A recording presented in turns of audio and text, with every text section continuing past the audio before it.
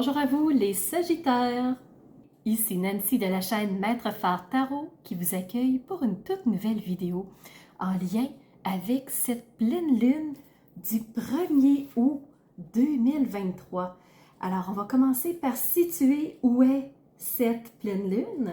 Alors, le soleil, il est en Lion, bien entendu, parce que c'est la période d'anniversaire des Lions.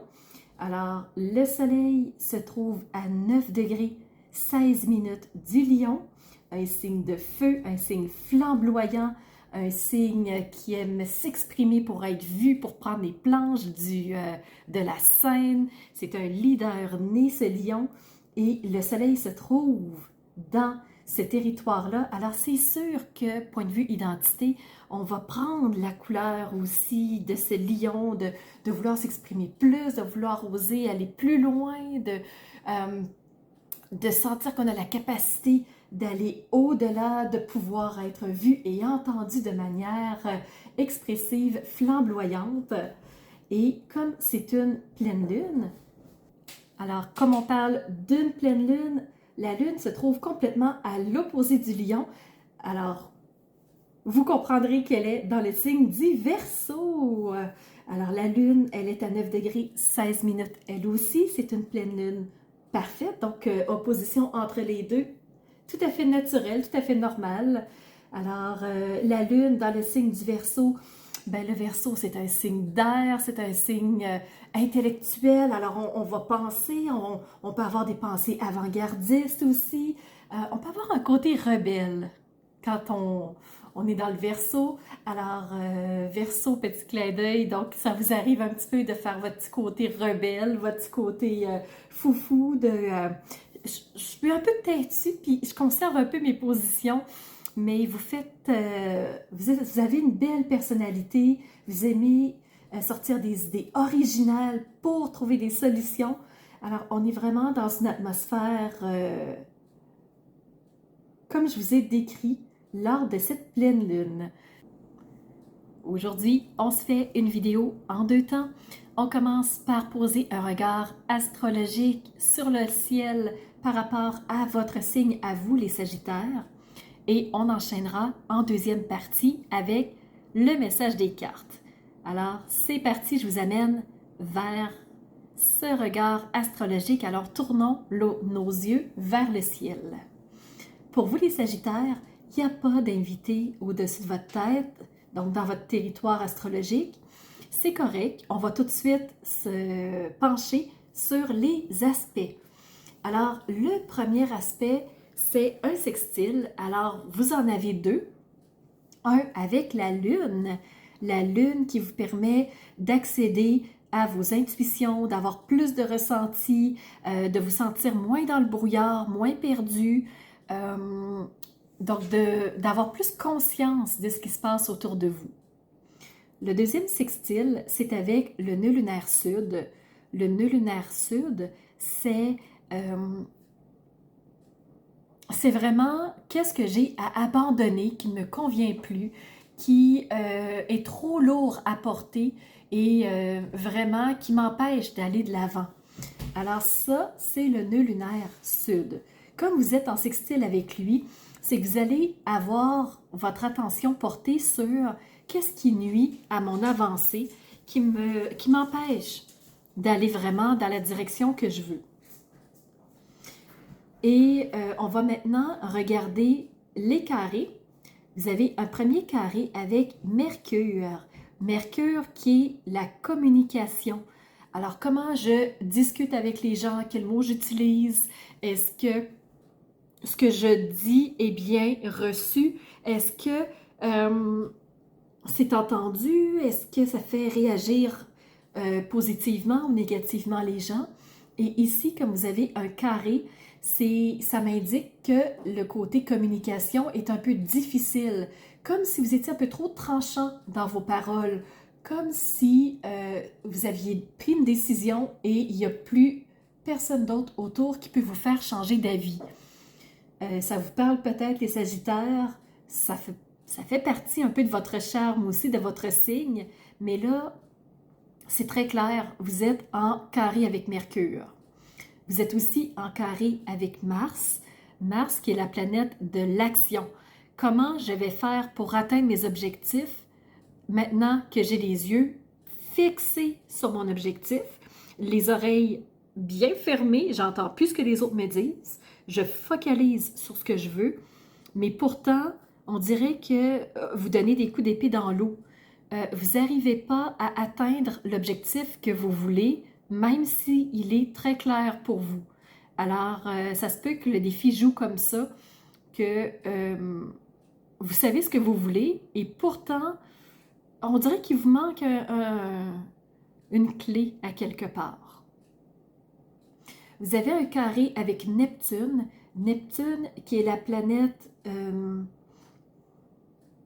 c'est la planète de conceptualiser les choses. Quand j'ai un idéal en tête, j'ai un objectif, j'ai une ambition, comment je vais faire pour la réaliser? C'est vraiment de faire un état des lieux, de se faire un plan de match, vraiment, mais au point de vue mental. Et là, c'est comme si on oublie cette étape-là de se faire un état des lieux, de se faire un plan. Alors, on y va de façon plus impulsive. Vous avez aussi un carré avec Saturne. Saturne qui est la planète de la réflexion, mais profonde. C'est je vais prendre le temps d'analyser toute la situation pour pas m'aligner n'importe comment. Mais comme vous êtes en carré avec Saturne, ben, on réfléchit un petit peu peut-être n'importe comment. C'est qu'on se lance dans des directions. Aussitôt qu'on a une pensée, c'est qu'on on l'analyse pas, cette pensée-là, on y va. Et ça peut vous amener dans des problèmes. Allons voir maintenant ce qui va vous soutenir dans cette pleine lune. Il y a des très beaux trigones. Alors le premier, c'est le nœud lunaire nord. On décide de prendre une nouvelle route maintenant qu'avec le nœud lunaire sud, on a trié, on a abandonné, on a enlevé des choses de notre sac à dos. Là, on peut avancer vers une nouvelle route. Et c'est ça que vous allez faire, peut-être un peu de manière impulsive et un peu chaotique, mais vous allez y aller. Vous n'hésiterez pas, vous avancerez. Vous avez un trigone avec Chiron. C'est maintenant que vous vous sentez guéri de quelque chose, vous vous sentez que vous avez passé un cap, vous êtes prêt à aller vers votre nouvelle direction. Vous avez un trigone avec le soleil qui va vous aider à vous exprimer de façon puissante, forte. Vous allez sortir du lot, vous allez prendre les devants de la scène, mais avec votre Mercure en carré, ça ne se fera pas de façon tout à fait fluide. Donc, ayez en tête que oui, le soleil veut vous faire briller, oui, vous voulez montrer qui vous êtes, mais avec parcimonie, avec Mercure en carré et Mars qui vous font faire des coups d'épée dans l'eau, ben, ça va peut-être être un petit peu difficile de vous exprimer et vous allez rencontrer peut-être certains murs. Vous avez un trigone avec Vénus. Vénus qui est la planète de l'amour, la planète des relations, la planète de profiter des bonnes choses. Alors, vous savez que si vous dépassez vos défis, vous allez être capable d'atteindre des choses agréables, de profiter des bonnes choses. Alors, il suffit de trouver le bon angle d'approche et vous allez être capable de, vous aussi, profiter du beau et du bon. Et on termine avec le dernier trigone qui est avec la lune noire. Donc, ce trigone-là, ce qu'il fait, c'est qu'il va vous ouvrir des brèches de clarté, il va vous permettre de mieux comprendre les choses et enfin de trouver la bonne façon de positionner vos pions sur l'échiquier. Alors les Sagittaires, avec cette lune noire en trigone, vous allez mieux voir les choses et ça va vous aider à atteindre votre objectif. C'est ce qui fait le tour de notre regard astrologique. On va maintenant passer à la deuxième étape de notre vidéo qui sont les tirages de cartes. Mais juste avant, je voulais vous exprimer la possibilité que vous pouvez faire votre carte du ciel personnalisée Alors, si vous en ressentez le besoin, vous pouvez me demander de faire votre carte du ciel. C'est pas seulement sortir l'image de où se trouvent vos planètes.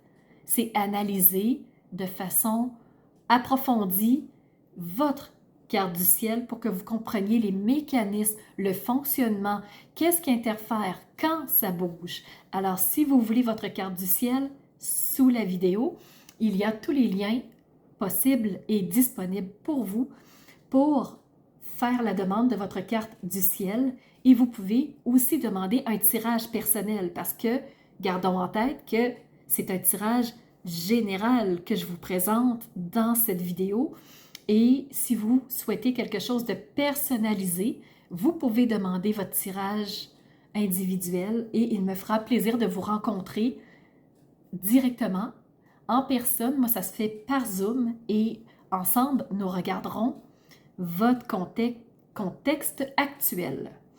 Allons-y maintenant avec les cartes.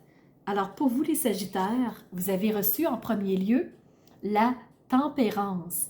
Quand je vous disais que j'avais le sentiment que vos actions étaient un peu impulsives et chaotiques, cette carte-là, la tempérance, ce qu'elle vous dit, c'est calme, calme, ralentis un petit peu, ça va trop vite. Il faut tempérer les choses. Donc, si tu es un peu trop dans un comportement de feu, parce que ton signe à toi, Sagittaire, c'est un signe de feu, donc tu cherches peut-être à brûler les étapes. Donc, ralentis et regarde les deux côtés de la médaille avant de prendre une décision. Donc, c'est ton Saturne qui parle de, oui, présentement, Saturne n'est pas efficace parce que tu es peut-être un petit peu trop dans l'impulsivité. Ce qu'on te dit aussi, c'est que tu as reçu la reine d'épée. Cette reine-là, c'est dans la suite des épées, donc la suite de l'intellectuel, de comment je perçois les choses, comment je vois les choses. Et elle, aussitôt que sa décision est prise, un peu comme votre signe, elle tranche, mais de façon froide. Donc, il n'y a pas de sentiment, il n'y a pas de chaleur, il y a pas... Elle tranche. Donc, aussitôt qu'elle veut quelque chose, elle coupe.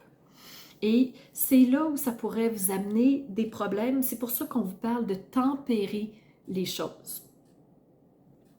Vous avez reçu en troisième lieu la carte de l'arbre de vie. Alors, pour que les choses soient bien équilibrées entre chaque point, ça prend un lien, ça prend un rayon, ça prend un chemin. Alors, prendre le temps d'analyser, de regarder les chemins possibles pour voir lequel vous conviendrait davantage dans votre arbre de vie.